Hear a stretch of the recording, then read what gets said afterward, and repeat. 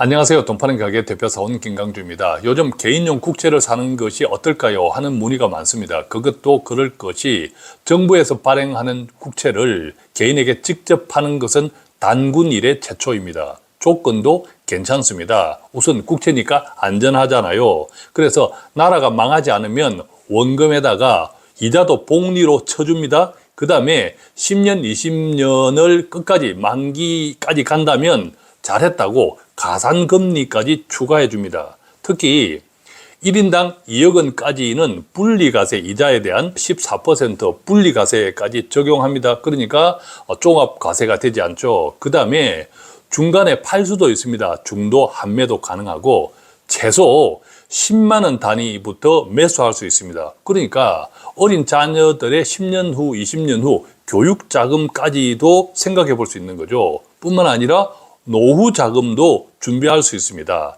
구체적으로 볼까요?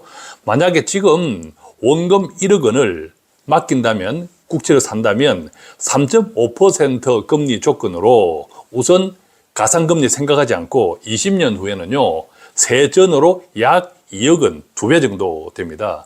그런데 1인당 2억 원까지는 분리과세, 14% 분리과세가 되니까 종합과세가 되지 않는 이점도 있고, 그 다음에 이것을 매달 50만 원, 만약에 자녀들의 교육자금, 노후자금까지 생각한다면 매달 50만 원씩 20년 매달 꼬박꼬박 산다 하면 20년 후에는 한 2배 가까이 나오니까 세전으로 20년 후부터는 매달 100만 원씩 20년으로 계속 받을 수 있는 거죠. 그러니까 이게 상당히 일반적으로 우리가 채권 투자에 비하면 상당히 매력적일 수밖에 없죠.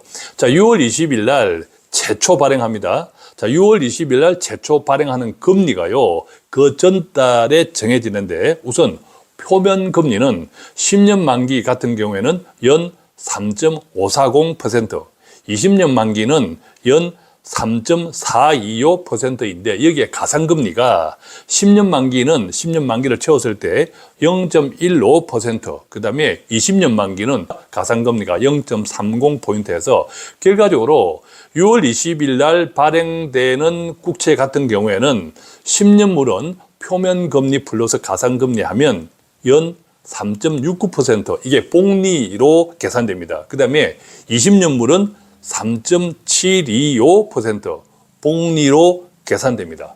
그러니까 세금 때문에 고민이 많은 고소득자나 부자는 말할 것도 없고, 이게 최소 10만 원 단위로 매수할 수 있으니까 일반 서민들도 혹 하지 않을 수밖에 없는 거죠. 자, 그래서 6월 20일 날 개인용 국채를 사는 것이 좋을까요? 라는 문의가 많아지고 있는 거죠. 자, 그런데 6월 20일 날 실제 청약을 하려면 며칠 전에 해야 합니다만, 청약을 하고 매수하기 전에 반드시 이 영상을 끝까지 듣고 판단하셔야 됩니다. 그래서 오늘 영상은 개인용 국채 사도 될까요? 이 질문에 대한 종합편입니다. 이 방송을 꼭 듣고 결정하시기 바랍니다.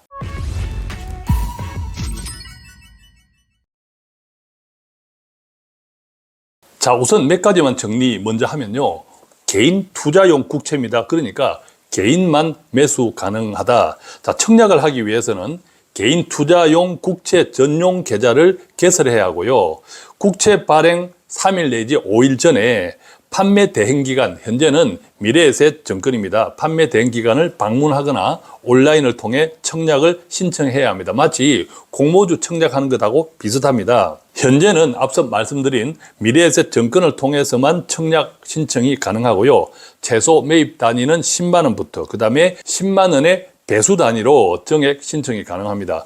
연간 개인이 매입할 수 있는 한도는요, 1인당 총 1억 원까지다. 자, 이것도 기억하시고요. 그 외 기타 등등 일반적인 내용들은 다른 정보들을 참고하십시오. 그닥 중요한 것은 아니니까 저는 본질적이고 핵심적인 내용을 중심으로 몇 가지 쭉 정리를 해 드리겠습니다.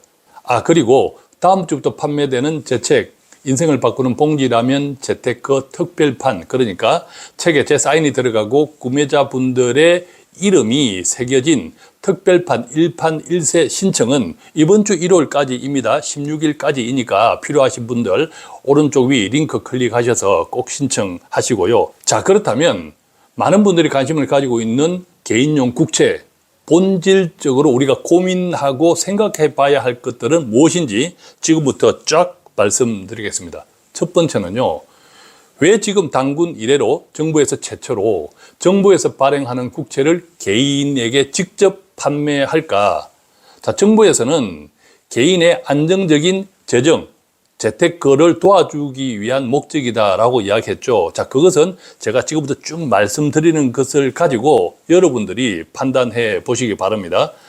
그것보다는 앞으로 한국의 재정 지출이 점점 많아지고 있지 않습니까? 정부 재정 지출이. 자, 그러다 보니까 안정적인 재정을 확보해야 되는 것이 무엇보다 중요하죠. 자, 그것이 가장 큰 이유다라고 저는 생각합니다. 우선 가볍게 그것부터 이야기하고요. 자, 지금부터 하나씩 여러분들에게 실질적으로 개인용 국채가 소득, 수익 측면에서는 얼마나 유리할까라는 말씀, 그런 관점에서 말씀드리겠습니다. 판단은 여러분들 하십시오. 자, 첫 번째는요. 이번 6월 달에 적용 금리, 6월 달 최초로 개인용 국채가 나오지 않습니까? 6월 달에 적용 금리는 어쩌면 최고 금리일 수도 있습니다. 아시다시피 앞으로 계속 매달 한 번씩 발행되는 개인용 국채는 금리가 계속 달라집니다. 변동금리라고 생각하시면 됩니다. 기준금리에 연동된다. 그래서 앞으로 계속 바뀔 건데 어쩌면 이번 달 6월 달에 발행되는 적용금리가 최고금리일 수도 있다. 길게 보면 자, 금리는요 주식처럼 단기간에 오르락 내리락 하는 것이 아닙니다. 예컨대 기준금리가 이달에 올랐다가 다음 달에 떨어졌다가 하는 것이 아니라는 거죠. 왜? 기준금리라고 하는 것은 모든 금리 시장의 도매 시장이기 때문에 이게 계속 오르락 내리락 하면 전체적인 시중의 자금 사정이 굉장히 혼란에 빠집니다. 물가도 마찬가지. 그렇기 때문에 금리는 주식처럼 단기간에 오르락 내리락 하는 것이 아니라 일정한 기간 동안에 같은 방향, 예컨대 오르기만 하는 기간이 있고 반대로 내리기만 하는 기간이 있고 또 오르지도 내리지도 않는 동결 기간이 있습니다. 지금은 어떤 기간입니까? 지금까지 계속 올랐다가 오르기를 멈추고 내리기를 기다리는 동결 기간이죠. 그런데 이미 유럽은 피봇, 금리 인하 시작했습니다. 미국도 조만간 금리를 인하할 것이라고 합니다. 그 시기만 저울질하고 있습니다. 그렇다면 한국은 어떻습니까? 당연히 따라갈 수밖에 없겠죠. 그래서 어쩌면 6월 적용 금리는 최고 금리일 수도 있다. 그래서 제가 시작할 때 3.5% 기준으로 10년 뒤, 20년 뒤 지금 내가 얼마를 투자하면 돈이 얼마나 될까라는 것을 말씀드렸지 않습니까? 그런데 그것은 최고 금리, 가장 좋은 결과를 가정한 것이다. 그럴 수도 있다. 자, 그 점 꼭 기억하시고요. 두 번째, 그래도 이런 질문을 할 수 있는 거죠. 그럼에도 불구하고 뭐 금리가 지금은 또 내릴지라도 앞으로 오를 수도 있잖아. 이렇게 생각할 수 있잖아요. 자, 현재 한국 기준금리 3.5%가 앞으로도 계속 오른다면 나라 경제가 좋을까요? 나쁠까요? 그것은 나라 경제가 매우 위험해진다는 것을 뜻합니다. 지금 금리 수준으로도 우리 개인, 기업 굉장히 힘들죠. 그런데 3.5%보다 계속 올라간다고 하면 이것은 나라 경제가 좋아지는 것이 아니라 굉장히 위험해지고 있다는 뜻입니다. 그렇죠? 그래서 자칫 잘못하면 하이퍼 인플레이션, 그다음에 물가 폭등, 그 결과 돈 가치가 크게 떨어지는 하락. 그래서 어쩌면 한국 정부가 지급불능 상태에 빠질 수도 있는 겁니다. 지금 금리 3.5%도 앞으로 계속 또 올라간다, 올라갈 수 있지 않냐라고 생각한다면, 자, 물론 금리는 주기적으로 상승 또는 하락으로 전환기가 있습니다. 금리의 대전환기가 있죠. 앞서 말씀드렸듯이 오르기도 하다가 내리기도 하지만 이게 계속 오르락 내리락 하는 것이 아니라 하나의 사이클이 있다라는 거죠.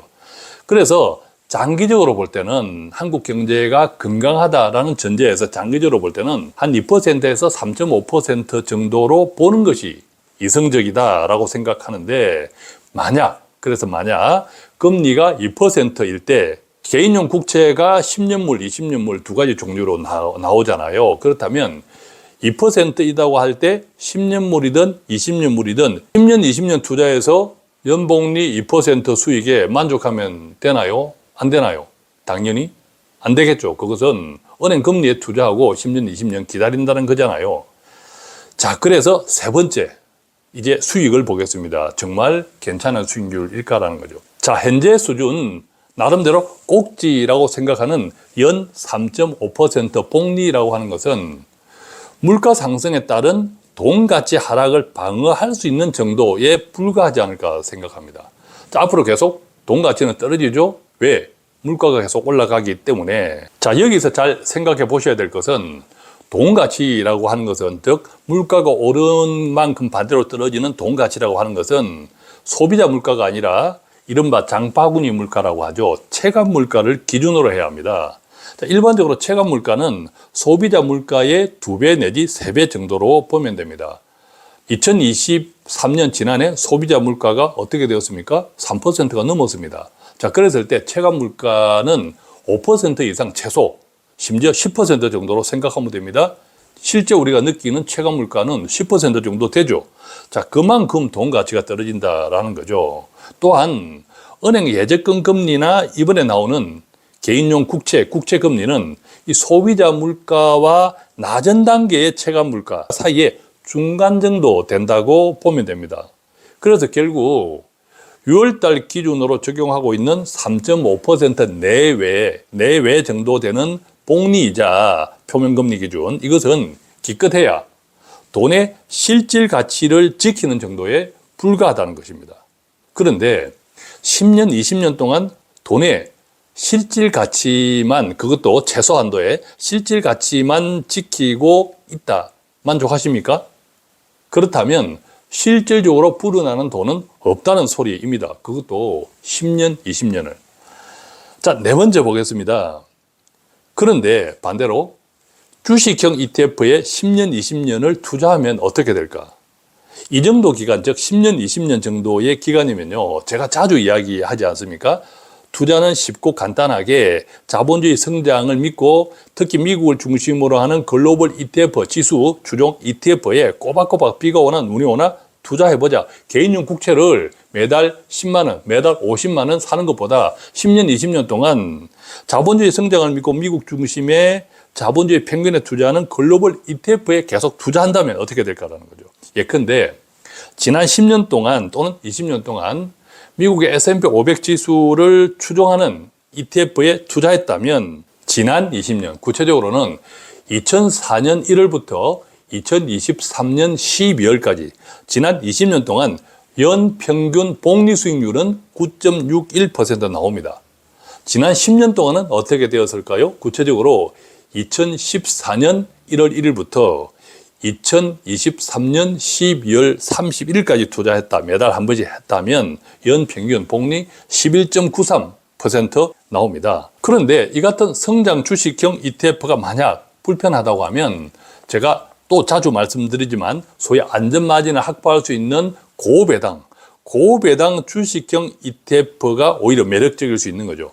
이 같은 고배당 주식형 ETF 포트폴리오 같은 경우에는 1년에 한 5 내지 6% 배당 수익을 취할 수 있고요. 그 다음에 원금도 평균적인 성장을 기대할 수 있습니다. 왜냐하면 고배당 주식형 ETF가 투자하는 개별 종목들은 한국의 삼성전자처럼 특히 미국에 배당을 많이 주는, 배당을 일정하게 계속 주는 기업들입니다. 자, 배당을 준다는 것은 일단 이익이 나야 되죠. 두 번째는 현금, 잉여 현금이 많아야 배당을 줍니다. 그래서 고배당 기업이라고 하는 것은 이익 창출 능력과 잉여 현금 보유의 능력이 탁월한 기업들입니다. 한마디로 좋은 기업들이라는 거죠. 최근 이 같은 개인용 국채와 관련해서 채권형, 장기 채권형 ETF를 이야기하는 언론들도 있는데 그것은 이따 제가 다시 말씀드리겠습니다. 자, 이제 다섯 번째입니다. 황금성. 황금성이 중요하죠. 황금성은 문제가 없느냐, 즉 만기 이전에 내가 중도 환매는 가능합니다. 그럴 때 다른 문제는 없냐라는 것을 생각해 봐야겠죠. 특히 저축성 보험 같은 경우에 3년 이내 해지율이요. 중간 3년 이내 해지율이 뭐 40% 내외에 이릅니다. 상당히 높죠. 자, 그 같은 현실을 볼 때 개인용 국채가 10년물, 20년물 만기로 나온다는 거죠. 그래서 만기까지 보유하는 것이 생각처럼 그렇게 쉽지는 않습니다. 그러면 중간에 내가 해지할 때 어떤 불이익이 있느냐도 생각해 봐야겠죠. 일단 중간에 양도는 안 됩니다. 즉 매매가 금지됩니다.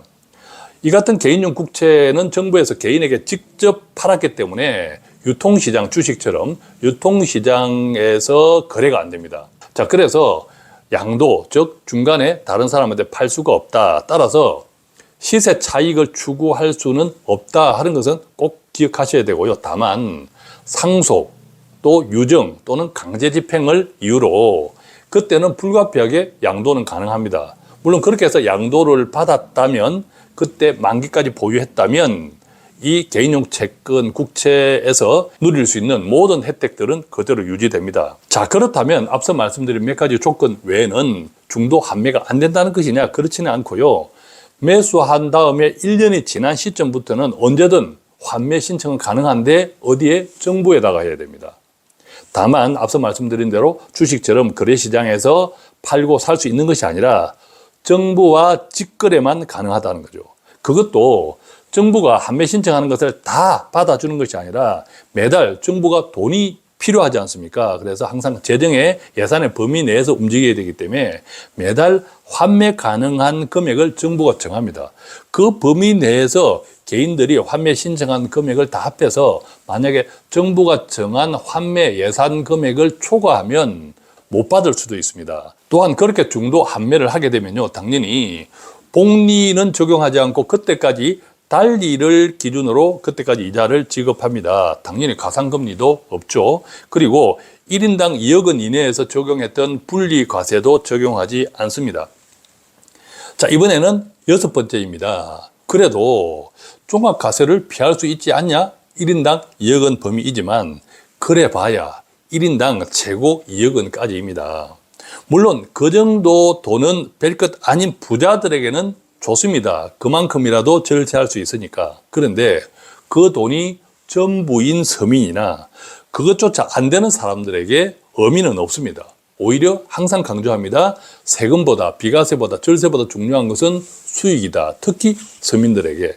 자, 이제 마지막 7번째입니다. 7번째까지 하고 제 나름대로의 결론을 정리해 드리겠습니다. 7번째. 그래도 나는 개인용 국채에 관심을 가진 것처럼 안정적인 채권형 상품에 관심이 있다면, 자, 그런 분들은 장기 채권형 ETF나 펀드에 한번 관심을 가져 보십시오. 예컨대 장기 채권형 ETF나 펀드는 개인 국채와 달리 만기까지 들고 있지 않고 이자와 함께 중간에 팔고 사는 전략으로 투자 수익까지 기대할 수 있습니다. 예컨대 금리 하락기에는 채권형 ETF나 펀드는 일반적으로 수익이 좋습니다. 그렇다면 이미 유럽은 피봇, 금리 하락으로 전환됐고 미국도 준비하고 있다면, 물론 구체적으로는 하락해봐야 알겠지만 앞으로 채권형 ETF나 채권형 펀드는 수익이 좋을 것으로 기대할 수 있다라고 생각할 수 있는 거죠. 반대로 금리 상승기였던 최근에는 채권형 ETF나 펀드 수익이 나빴습니다.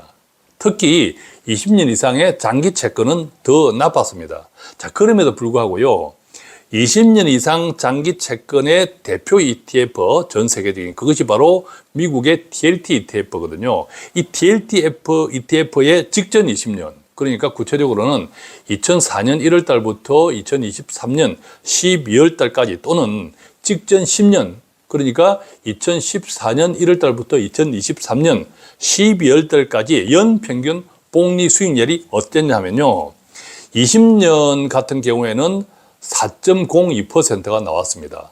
자, 20년 같은 경우에 4.02%는 개인용 국채, 한국의 개인용 국채 20년 수익, 지금 현재 높은 금리 수준이라고 생각되는 지금 현재 3.5% 플러스 가상금리보다 높은 수준, 언제든 환매가 가능하다, 그죠?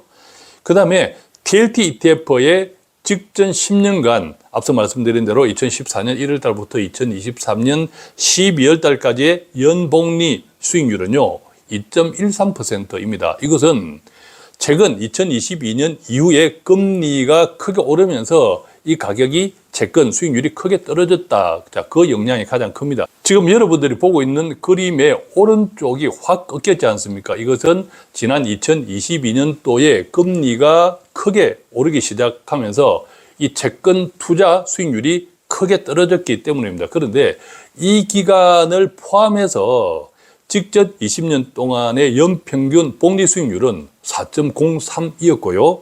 직전 10년간의 복리 수익률은 2.13%였다라는 겁니다. 물론 앞서 말씀드렸듯이 돈이 필요하면 언제든 자유롭게 환매할 수 있습니다. 자, 결론을 정리해 드리겠습니다. 제가 7가지를 쭉 말씀드렸잖아요. 한마디로 제 생각은 정말 부자가 아니라면 개인 국채 정말 신중하게 생각해야 합니다. 그래서 어떤 의미에서는 이번에 정부에서 당군 이래로 최초에 발행하는 개인 국채, 개인 매수를 위한 개인 국채는 부자용, 부자들의 잔치가 아닐까 생각합니다. 특히 매달 적립식처럼 소액을 투자해서 어린 자녀들의 교육 자금이나 또는 앞으로 10년, 20년 동안 매달 일정 금액을 개인용 국채를 매수해서 안정적인 노후 자금을 만들겠다. 정말 깊이 생각해 보셔야 됩니다. S&P 500 지수 추종 ETF가 낫지 않을까라는 생각도 듭니다. 그리고 목돈이라면요. 차라리 장기채 ETF가 훨씬 좋지 않을까? 이것도 냉정하게 한번 비교를 해 보시면 됩니다. 물론 한 2억 원 정도 1인당 최고 한도가 2억까지니까 2억 정도를 분리과세 혜택을 받기 원하는 부자들한테는 딱 그만큼의 절세 효과가 있지 않을까 생각합니다. 그래서 정리하면 한마디로 얼핏 보면 상당히 매력적으로 보이지만 왜 정부가 이 시점에서 개인용 국채를 발행할까? 이 이유도 한번 생각해 보셔야 되고, 그 다음에 가장 구체적으로는 결과적으로 돈이 되냐, 수익이 괜찮으냐 하는 문제, 앞서 여러 가지를 쭉 말씀드리고, 그 다음에 비교할 수 있는 10년, 20년을 투자한다고 할 때 비교할 수 있는 뭐 주식형, 그 다음에 장기 채권형 ETF까지 쫙 비교해 드렸는데 어떤 것이 좋을지는 여러분들이 판단하시면 좋겠습니다. 자, 오늘 이렇게 해서 요즘 관심이 많아지고 있는 개인용 국채에 대해서 몇 가지 것들을 짚어 드렸는데 조금이라도 도움이 되었으면 좋겠습니다. 고맙습니다.